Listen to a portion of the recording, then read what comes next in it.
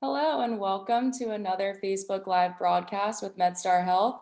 My name is Sarah Ridenauer, and today I'm joined by Dr. Peter Abrams, the Director of Pancreas and Islet Cell Transplant at MedStar Georgetown Transplant Institute, and Jennifer Austin, Pancreas and SPK Evaluation and Waitlist Coordinator at MedStar Georgetown Transplant Institute. Today we'll be discussing pancreas transplants for type 1 and type 2 diabetes, the benefits of a transplant, how it can improve your quality of life, and more. At MedStar Georgetown Transplant Institute, we've performed more than 5,900 kidney transplants and 600 pancreas transplants, making us one of the busiest transplant centers in the country. We've been performing these procedures for quite some time with excellent outcomes and life-changing results. And today we're also joined by Tina Stover and Kevin White, who are now living diabetes-free thanks to a pancreas transplant, and they will share their journeys with us today. We have a lot to cover, so stick around, share this broadcast with your friends, and give us a like to let us know you're watching. And if you have any questions, please ask them in the comments below. Thank you all for being here today. Before we get started, let's go around the room and tell the viewers a little bit about yourselves. I'll start with you, Dr. Abrams. Yeah, thanks, Sarah. I'm Dr. Peter Abrams. I'm the director of the Pancreas Transplant program at Georgetown. Been at Georgetown for about 6 years. Before Georgetown, I was in Pittsburgh, Pennsylvania. And ever since coming to Washington, D.C., the priority has been increasing access for diabetic patients in the DMV to this life-extending and life-enhancing therapy called pancreas transplant. I'm really excited to speak with everyone today, and thank you very much for the opportunity. Yeah, of course. Thanks for being here. Jennifer, did you want to tell us a little bit about yourself? I'm Jennifer Austin. I'm the Kidney and Pancreas Transplant Coordinator at MedStar Georgetown. Before coming to Washington, D.C., I worked in Houston, also in transplant. I have a great love for transplant, and I love to see how it's changed people's lives. Awesome. Thank you. So Kevin and Tina, let's go to you guys. Kevin, you can start. I know, it's probably a long story, long journey for both of you, but if you want to just give a brief, little sneak peek of your story, Kevin, okay. You can start. Thank you very much. I came to Washington, D.C. from New York. I'm a retired agent with the FBI, and I'm currently contracting with the government. And that's why I was transferred here from New York. But I grew up in Detroit, kind of convoluted back and forth. But for the most part, I've had diabetes issues most of my life, and my father and mother both were afflicted with that, and as well as some of my brothers and sisters. So it was a day that I knew that was coming, but I was really lucky to be introduced to Georgetown through my dialysis center, Fresenius. And so I undertook the kidney and pancreas transplant back in July. And there were some complications of no one's fault, but there were some complications afterwards.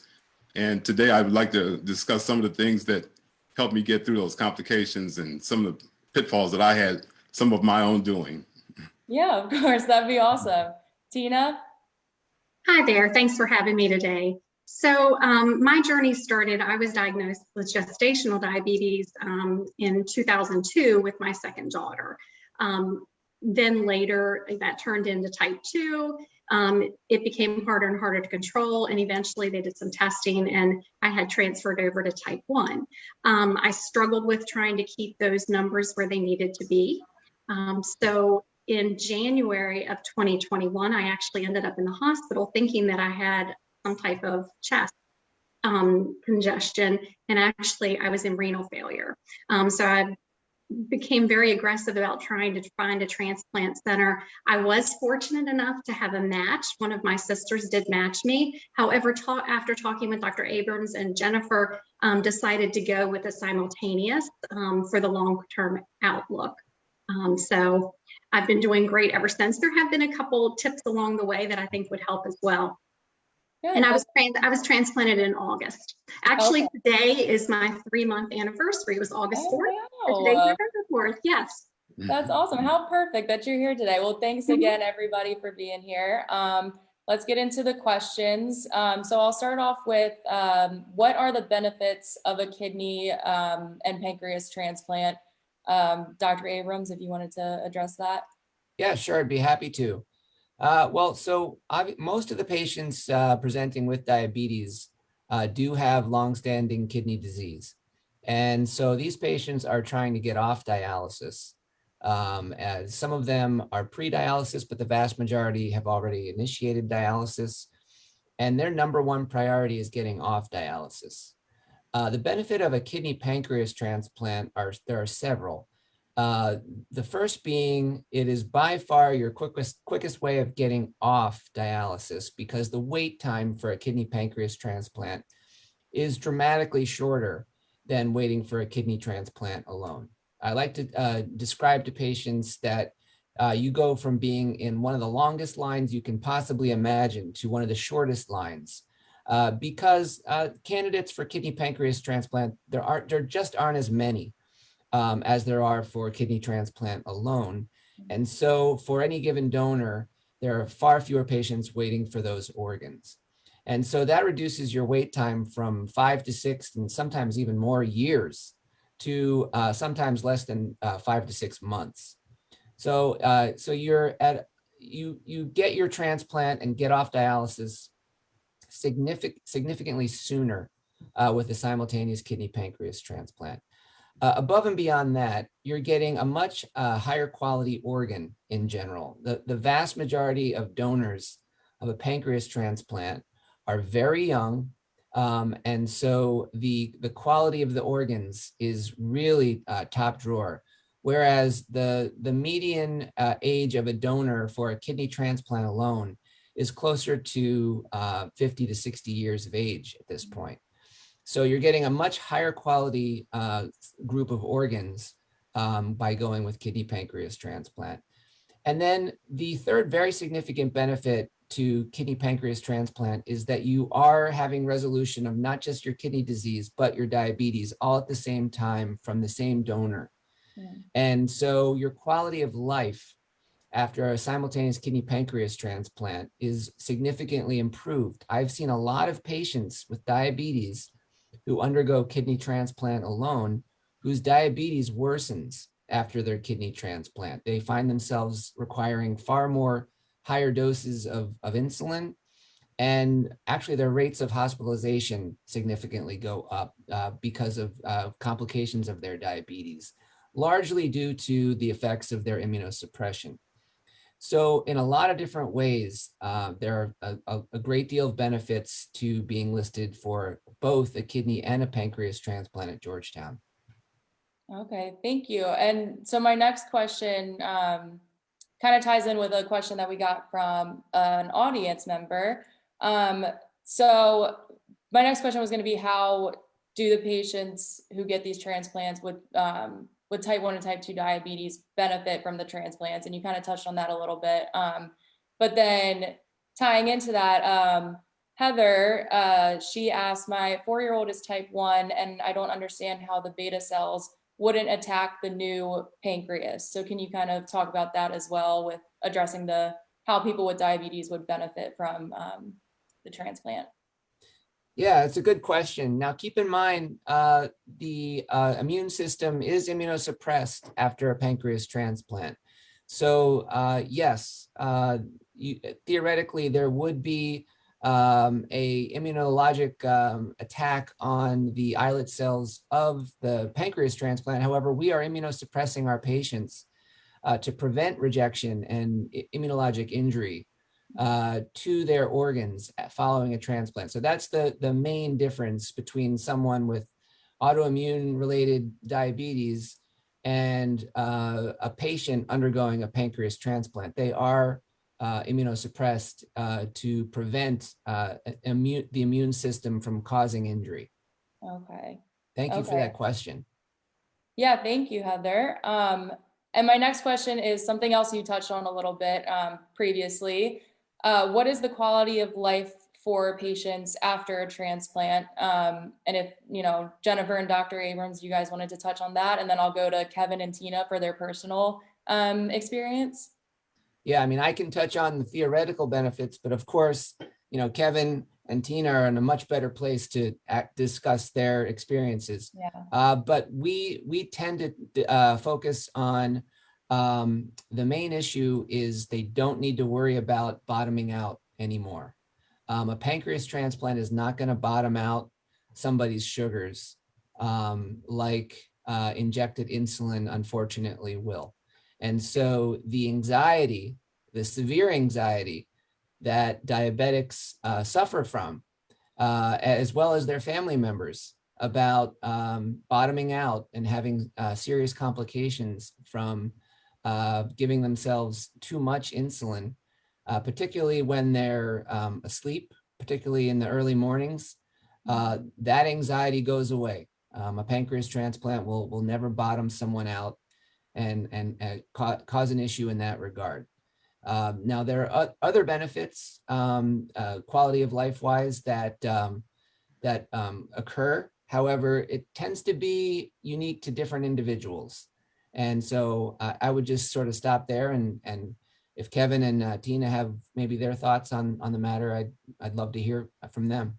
Yeah. If you guys wanted to, Tina, we can start with you. If you wanted to kind of talk about your life pre-transplant and then the how it changed post-transplant. So I think, pre-transplant, it got to the point where it was impossible to control. It didn't matter what I ate or if I exercised, nothing controlled it. So everything I ate, I was worried about what my blood sugar was going to be. And honestly, to Dr. Abrams' point, I let it run higher because I didn't want to bottom out. That feeling of bottoming out is awful. And as time went on, the bottoming out became more and more frequent. My husband would always panic that it was too low. There were many times in the morning where I'm like, you have to go get me juice. I can't get out of bed.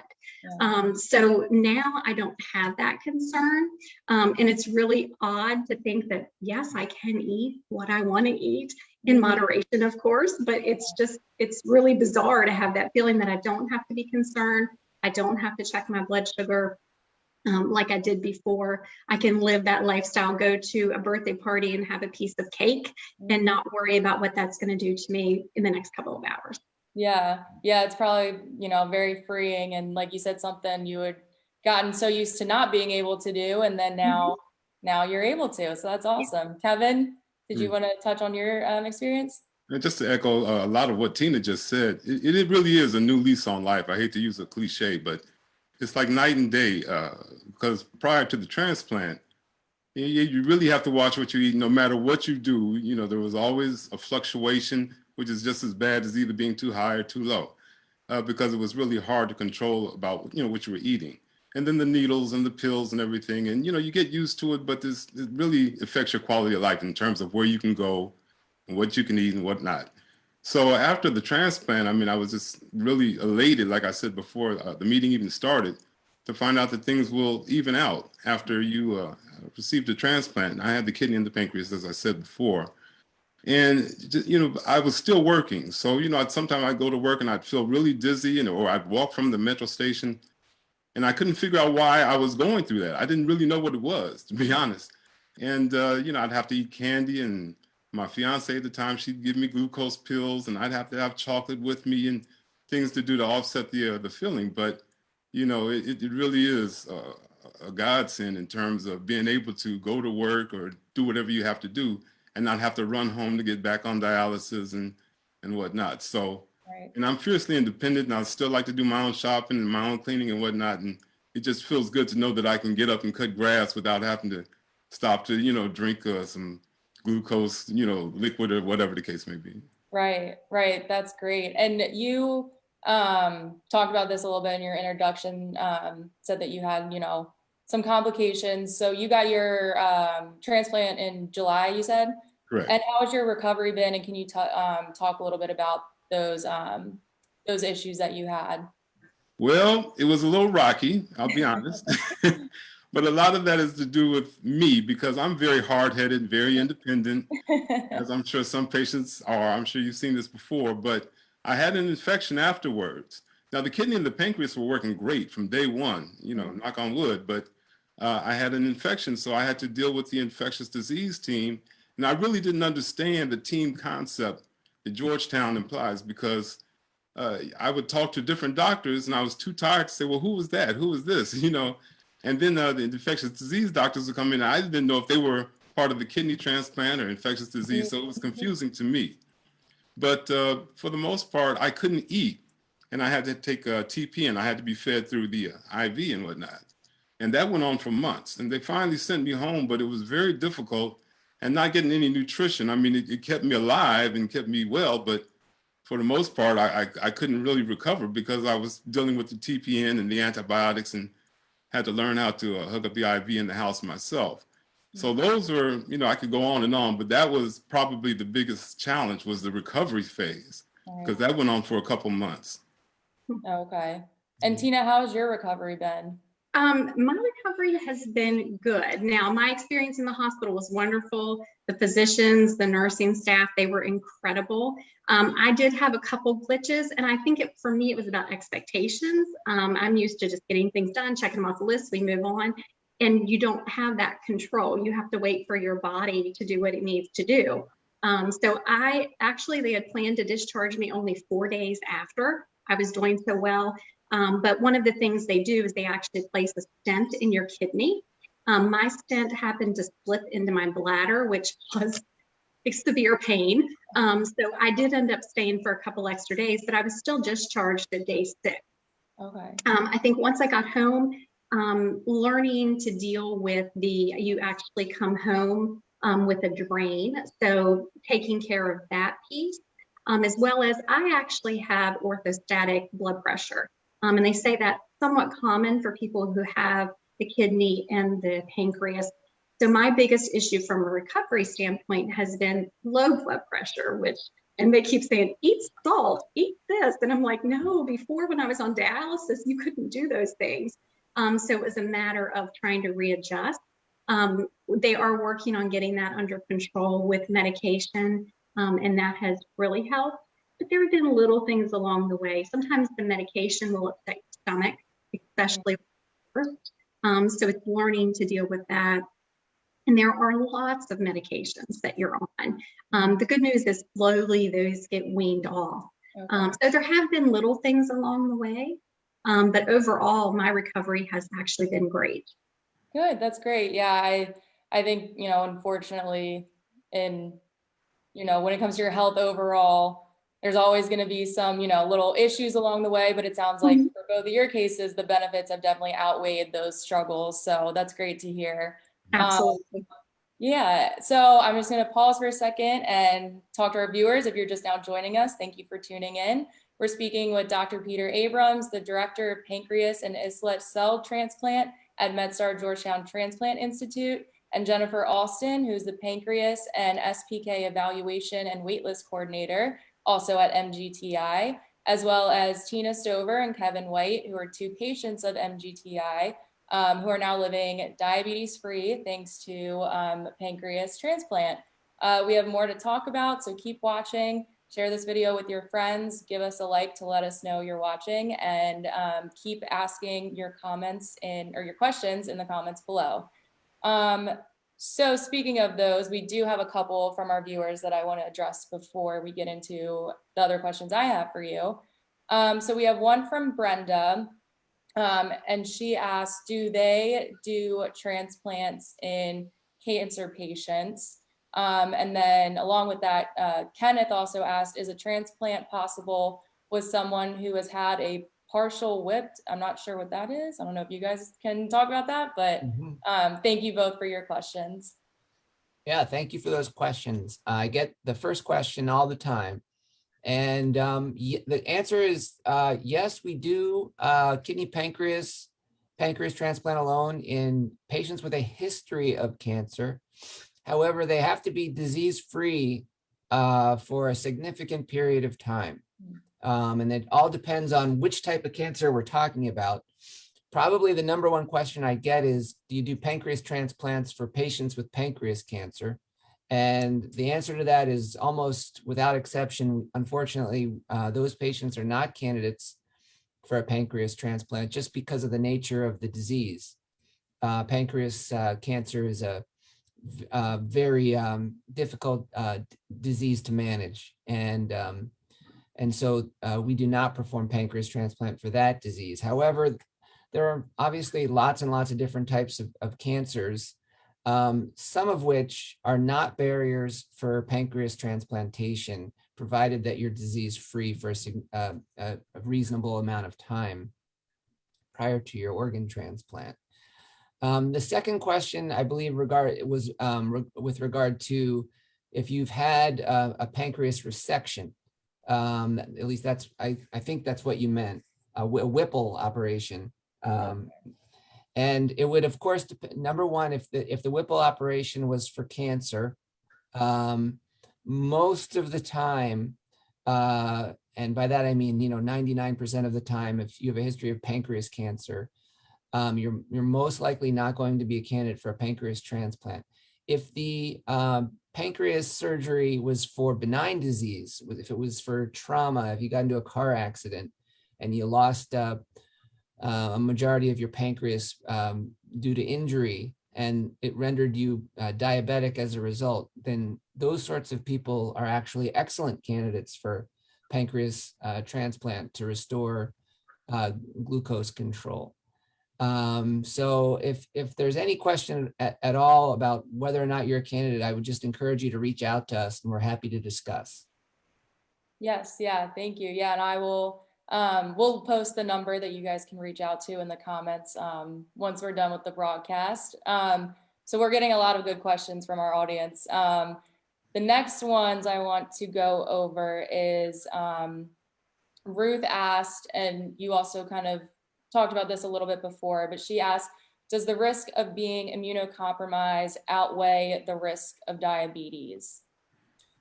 So of course, that question can only be answered by a self-assessment of how severe your diabetes is. And that is you, Ruth, you put your finger on the number one question that we ask every time we do a pancreas transplant evaluation, because the risks of immunosuppression are significant risks. It's something that we don't take lightly. And the immunosuppression that you'll be on, essentially you'll be on for the rest of your life.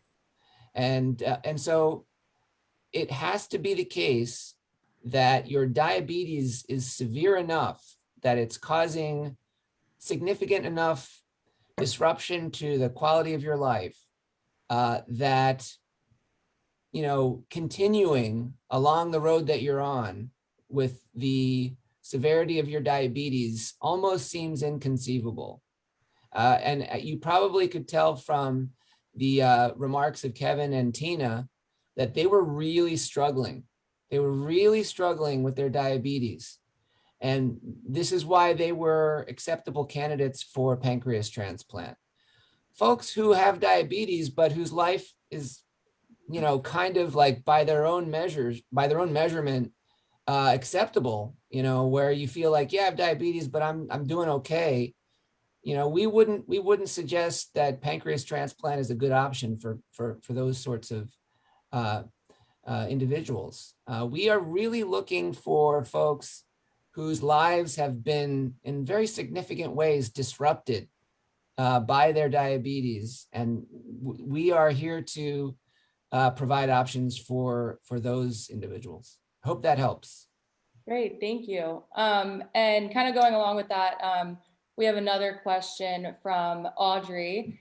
And she asked, do we know if any children have had this transplant? I don't know if Jennifer, maybe you can address that since you are the waitlist coordinator, or Dr. Abrams, if you know. We occasionally get this question. The vast majority of children are well managed by pediatric endocrinologists, and it is very rare for pancreas transplants to occur in children. The only patients that we have on our list who are children are young candidates who also need a new bowel, who need new intestine, who are potentially liver transplant candidates as well. So these are multivisceral, really sick kids who would benefit from a pancreas transplant, given that they already need life-saving liver and small intestine transplants. Outside of those sorts of patients, our experience has taught us to focus on adults with diabetes. Okay, great, thank you. And we also have a couple questions talking about rejection. Sue asked, can you address the incidences of rejection and what happens if you experience this? And then Linda mentioned that she had 2 family members that are now back on insulin after the pancreas transplant failed after 13 years. So can you discuss that a little bit and why that happens and, next steps after? Yeah, thank you for those questions. So the rejection rates are essentially identical to rejection rates in patients who undergo kidney transplant alone. So you're not, in our experience, you're not risking higher rates of rejection by undergoing a pancreas transplant in conjunction with your kidney transplant. The rejection rates are really the same.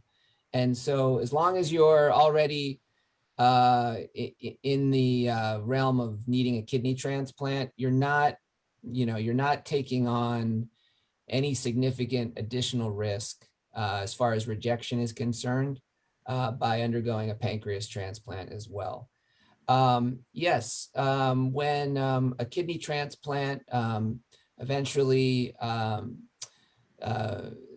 succumbs to what we have typically called chronic rejection. In other words, even very successful kidney transplants after 10, 12, 13 years, sometimes that kidney for a variety of reasons will cease to work. And those patients will go back on dialysis. The same is true for pancreas. Some folks are lucky and never have any issues for decades after their successful pancreas transplant. Others are not so lucky, and despite taking their pills, taking their immunosuppression, yes, over time, the immune system is incredibly, sophisticated and will find a way to attack the pancreas, just like it finds a way to attack kidneys over time. And the result of a pancreas kind of ceasing to work is returning to insulin injections. And so, yes, that would be the end result of that. But of course, we aim to give everyone, the best chances of a really long, high quality life that is insulin free. But yes, there's always the possibility that you'll have to return to injecting insulin down the road. That's part of the deal. But I think if you ask most patients if they would sign off on 10 plus years of diabetes-free, normal quality of life, the vast majority, if not all of the patients that we have here would sign up for that. 10 years is a really long time to be basically a normal person again. Right, exactly, yeah. Well, thank you, and thank you all for asking your questions. Next, I want to talk about the actual transplant itself a little bit. So I have a couple questions. The process: do you remove the old organs? Where did the new ones come from? And so Dr. Abrams, would you like to address that? And then Tina, I think you said that your sister was your donor, and so then we can talk about you. She was eligible, but I chose to do. Right. Yeah. So we can talk more about that. But Dr. Abrams, do you want to start off? Yeah, sure.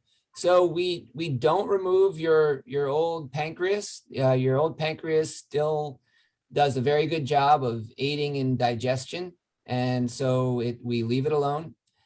Just like when we do a kidney transplant, most of the time we leave your native kidneys alone. So we give you an additional pancreas and we put it in your pelvis, much in the same way that we hook up a kidney, we hook up a pancreas. And we do not, like I said, we do not remove the kidney when we do a kidney transplant. So when you undergo a simultaneous kidney pancreas transplant, you end up with 3 kidneys, one of which is working great, and 2 pancreases, one of which is keeping you from having diabetes anymore. So yeah, we don't remove the old organs. The organs themselves, where do they come from? They come from brain dead donors. They come from donors who are organ donors, heart donors, lung donors, kidney donors. They also donate their pancreas. And, you know, I really can't, it's impossible to overstate the complexity of pancreas transplantation.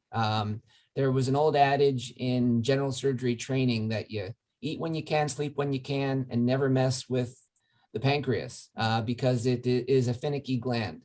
Thanks to our multidisciplinary team here at Georgetown and our expertise and, you know, just the sheer volume of cases we've done, we've built up a confidence in working with the pancreas, but at the end of the day, it still is a highly complicated organ to transplant. And we basically look at every transplant we do as the most important transplant we've ever done. And that's the only way you can approach pancreas transplant. The second you get overconfident is the second you start, you know, experiencing not optimal returns. So it's highly complex surgery. A lot goes into organ assessment in terms of quality and recipient assessment in terms of what are their chances of a successful outcome, which, you know, it would take a lot of time to get into. But suffice to say, we have a lot of expertise at Georgetown, and we would look forward to having a discussion with anyone interested in pancreas transplant. Right, thank you. And then Tina, did you want to talk a little bit on your experience with that? Yeah, so first of all, I think it's important as you start the process, because when you do go on dialysis and you're living that lifestyle, you want to get off of as fast as possible. And I think the expectation up front that it's going to take time to go through the process to get all of your medical clearances.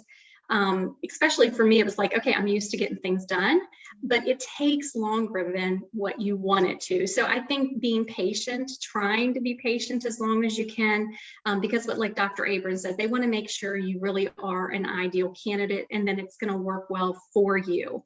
So I think that was a challenge for me, was that waiting period.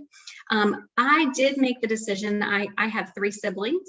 The chance of a sibling matching you is 1 in 4. I was blessed that my youngest sister did match me, but after talking with her, talking with Dr. Abrams and Jennifer, it made more sense for me to do the simultaneous with the same donor. So my sister said, you need to do what's going to work for you. So I did do that process. And, you know, it has been great. And you know, the immune suppressants, I mean, that's going to be something that I have to deal with. And I think for patients that are going through it right now, it's probably a little bit more isolating with COVID. So that's something you do need to think about your exposure, but it's still worth it in the long run. There are precautions we can take to help with those things. But it's worth it. Like I said, you have to be patient though. Yeah, exactly. Kevin, did you want to talk about your experience? Same thing for the most part. You really have to be patient because they're trying to make sure you get the best product so that you have the best shot at life afterwards, whatnot. So again, that's not something that I really corner the market on, patience, but I learned patience through this procedure because you know, and they would, you know, of course, make you go through a litany of different tests and whatnot to make sure that you're a good candidate. And I had no problem doing that. If you tell me to do something, I'm going to do it. I'm going to be there 10 minutes before the doctor will, and so on and so forth. But waiting is the hard part, of course. You know, once you've done everything you had to do and jump through all the hoops to make sure that you're a good candidate.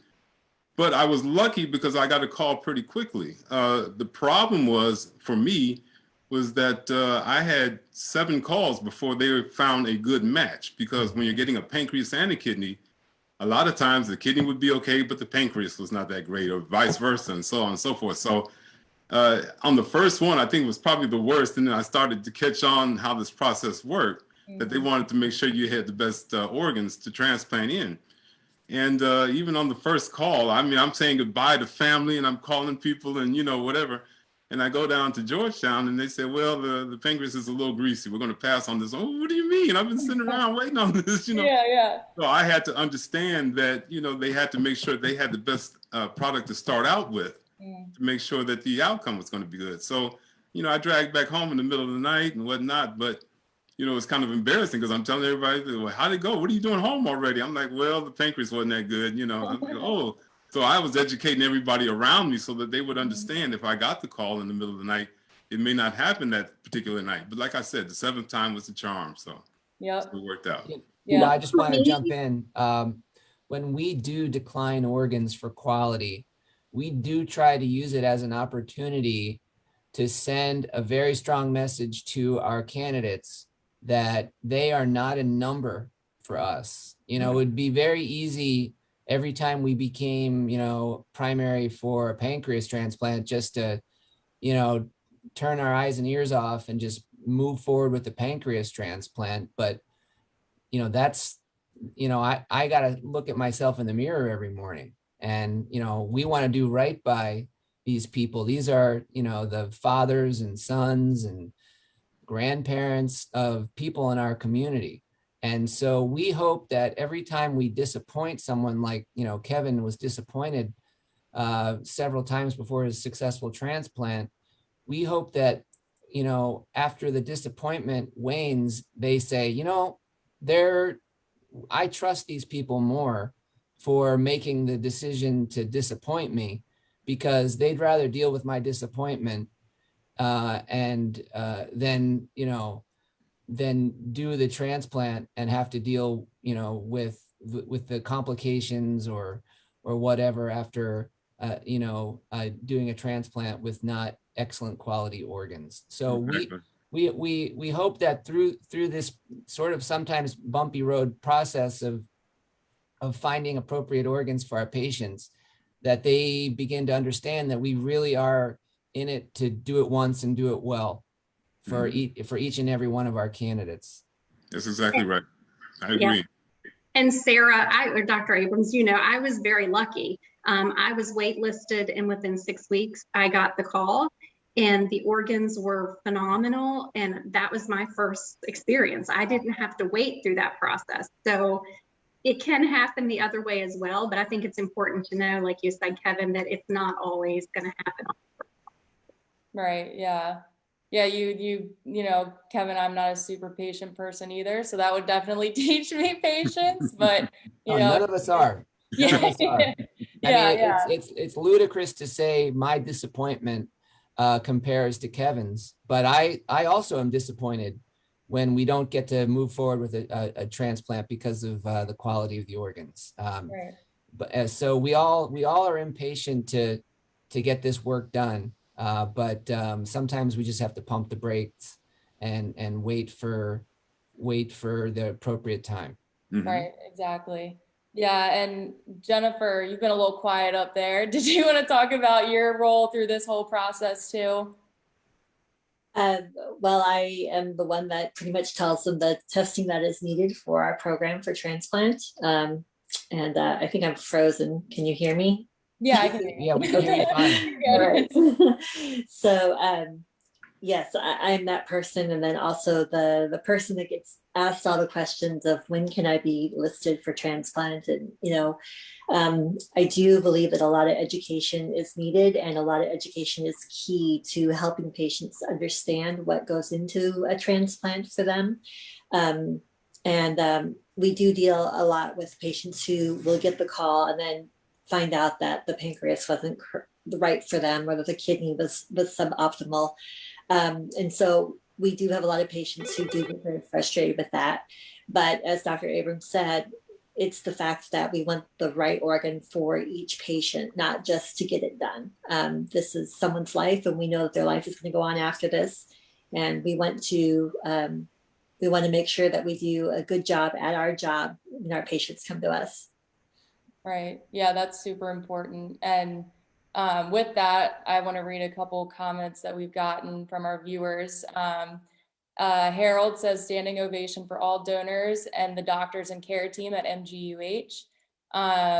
Maria said that she received my pancreas transplant from Dr. Abrams in 2016, and it changed my life in miraculous ways. And Austin said, as a husband, I'd like to say how impressed I was with the entire process, and I was impressed with MGTI. There was nothing better than knowing my wife was in great hands, both surgically and on the transplant floor. It was so nice to become a part of such a wonderful family and tons of support. We are forever grateful for our donor and the decision they made for their family made to be an organ donor that changed so many lives. So just a couple really nice comments that I think shows how much, like you guys have talked about, care and thought and goes into this whole process. So thank you guys for those nice comments. And so with that, I will wrap up our broadcast with a question for all of you. What is the message you'd like our viewers to take away after watching this? Dr. Abrams, did you want to start?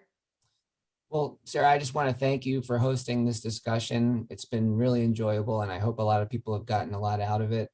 The takeaway for me is that pancreas transplant is a really great option for patients who feel like they're slipping through the cracks of best practices medical care for their diabetes. If you feel like your current strategy for managing your diabetes is not working for you, we encourage you to reach out to us and obtain a transplant evaluation. You remain in control of the entire process.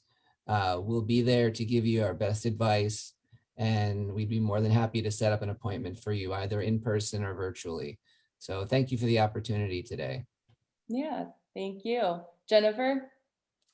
I don't know that I can say much more than that. I think Dr. Abrams pretty much covered it. Yeah, I know whenever I do these and it's multiple people, it's like everybody's wrap up is like, well, what he said, what she said. I've been very happy working here. I believe in the program, and I believe that we are helping people. Yeah, definitely. Yeah. Kevin or Tina, did you guys have any message you wanted our viewers to take? Yeah, just briefly. I mean, like we both said, you have to be patient and know that they are looking out for the best interest of you. And in that light, you have to be your own best advocate in terms of educating yourselves, aside from the orientation, which was great, but educate yourself in terms of what it's going to take to recover, because you can't run right back to work. And I'm real hard-headed, and sometimes the physician's assistant would call me and I'd say, well, I'm out cutting the grass. I'd say, Mr. White, please don't cut the grass right now, and whatnot. So you really have to invest in yourself in terms of letting the folks know if you're still working with your HR and find out what kind of long-term disability or short-term disability or what's available for you, or even if you have to go out on disability through Social Security. And the doctor did mention something about being bumpy. And I just want to quote an old phrase that says, a rough and bumpy road often leads to a beautiful destination. And there's not a day that goes by that I'm not thankful for what I went through. It was a good process, and it helped me as a person on a personal level as well as a physical level. Yes. That's great to Well hear. said. I agree with many of your points. I think the other thing is, when you are on dialysis, it's depressing. It does control your life. There's not a lot that you can do, or at least that's how you feel. So I think this gives people hope, hope that there is something else after dialysis. So I guess my message is don't give up hope. Look at the opportunities you have. Find a center like Georgetown that can provide these services to you and help you walk through it. And the other thing is to reach out your family members, your spouses that are around you. Those support systems are so important to keep you going when you get the disappointments or the bumps in the road, so that they can help lift you up. And then turn to your team, because they also can be a great support, as Georgetown was for me. Great. Oh, well, that's great to hear. And I think that's a perfect way to wrap up this broadcast. So thank you all for joining. We hope you've enjoyed today's discussion, and I hope you've learned a lot. Thank you for joining us, all of you guys, and thank you to our viewers for tuning in and asking your questions. To find out if you might be a candidate for pancreas transplant, please call 202-308 6349. We'll also post that number in the comments. We have 7 convenient pancreas and kidney evaluation clinics throughout DC, Maryland, and Virginia. So please call that number for more information. Thanks again for tuning in, and we will see you next time.